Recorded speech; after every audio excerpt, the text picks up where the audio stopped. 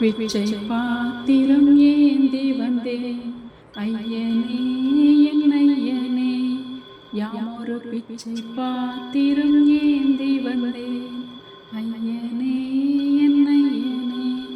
பிண்டம் என்னும் எழும்பொடு சதை நரம்புதிரமும் அடங்கிய உடம்பு என்னும் பிச்சை பாத்திரம் ஏந்தி வந்தேன் ஐயனே என் ஐயனே.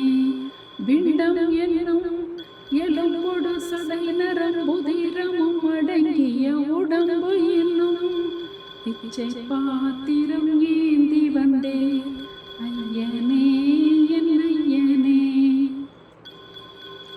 அம்மையும் அப்பனும் தந்ததா இல்லை ஆதியின் வல்வினை சூழ்ந்ததா?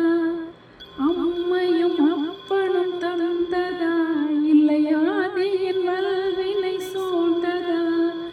இம்மையை நான் அறியாததா? இம்மையை நான் அறியாததா? சிறு பொம்மையின் நிலையினில் உண்மையை உணர்ந்திட பிச்சை பாத்திரம் ஏந்தி வந்தேன் ஐயனே என் ஐயனே. பிச்சை பாத்திரம் ஏந்தி வந்தேன் ஐயனே என் ஐயனே. அத்தனை செல்வமும் உன்னிடத்தில் நான் பிச்சைக்கு செல்வது எவ்விடத்தில்? அத்தனை செல்வமும் உன்னிடத்தில் நான் பிச்சைக்கு செல்வது எவ்விடத்தில்?